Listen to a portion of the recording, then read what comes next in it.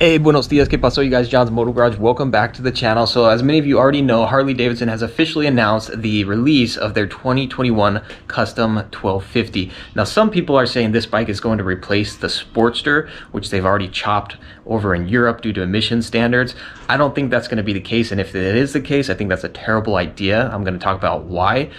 At first glance, I was pretty excited about this new 1250 Custom. However, after really looking at it and thinking about it, I'm already a little bit disappointed, and I think there's a couple things Harley can do to guarantee its success. However, if Harley doesn't do those things, I think this bike, like many of the other bikes Harley does, will end up lasting only 2, 3, maybe 4 years, and then they'll probably discontinue it again with a caveat. So let's jump into it now. From the outset, I'm not an anti-Harley dude. Obviously, I'm a big fan of their bikes. I've got my own personal Harley right here.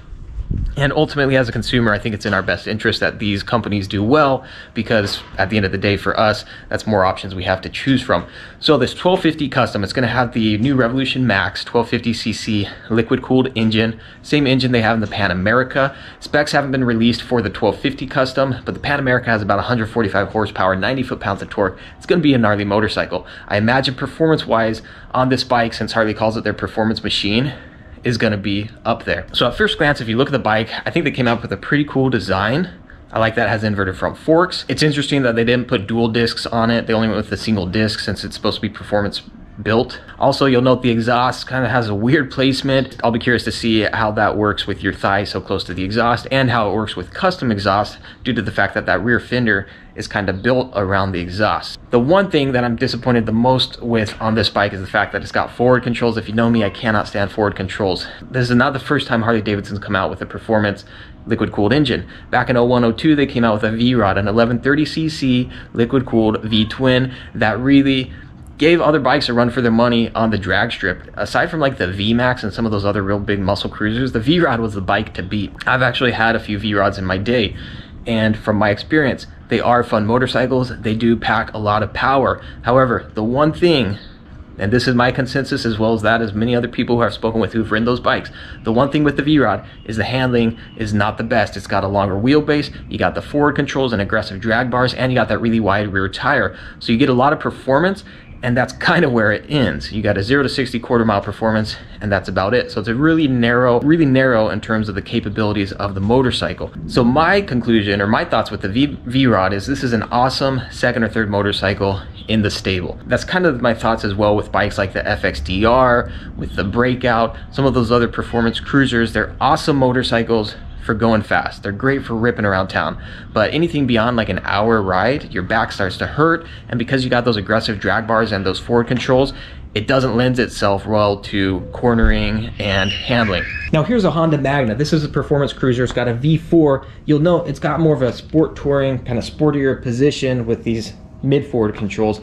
This bike handles like a freaking dream. Just saying. I don't think most people can justify paying a premium for a second or third motorcycle that has such narrow capabilities. If we've learned anything from history, with the V-Rod, with the FXDR, with the Breakout, they're rad bikes on paper, but when push comes to shove, most people just can't afford to pay that much money for a bike that does so little. So with that being said though, there is a caveat to that.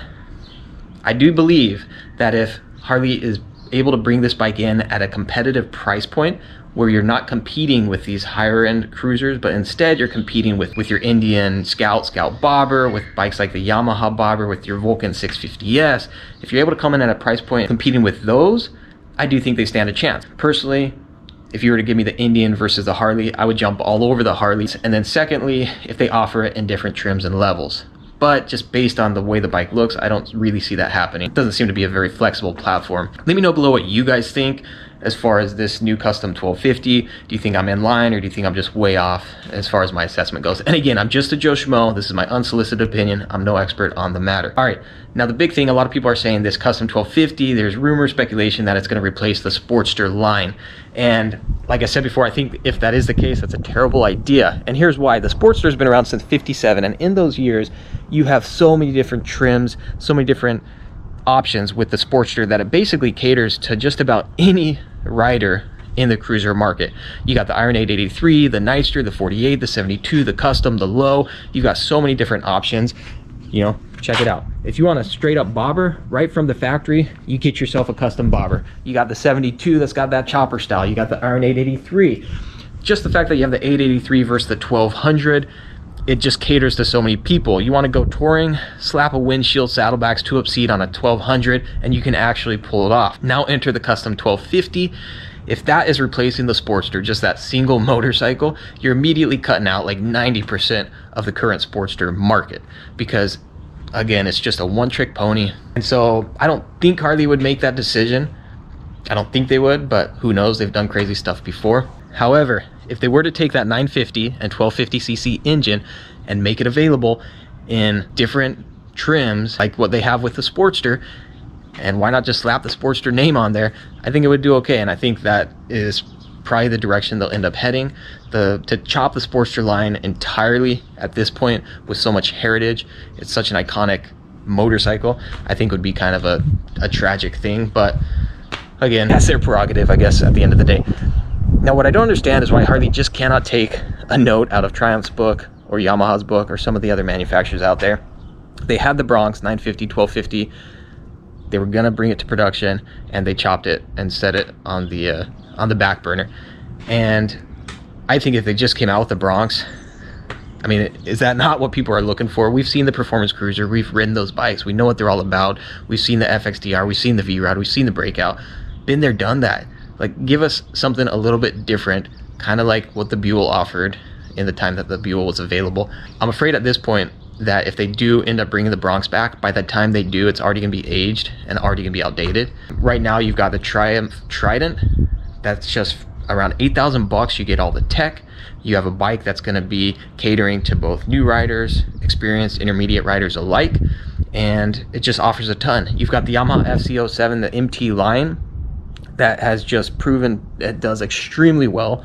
They sell a crap ton of those motorcycles, and Harley was very close to having that. If they could bring us the Bronx 950 in that 8 to 10K range, I think it's almost like guaranteed that would just be a success, a wild success. But instead, they're doing things like the V-Rod, like the FXDR, kind of like what we saw with the Street Rod 750. It's a bike that just does not cater to a whole lot of riders, and therefore, I don't think it's going to do that awesome. I'd love to get my hands on one. I'm sure it'll be a fun bike to ride, and I'm hoping, for Harley's sake and for our sake alike, that they figure something out and that it does do well.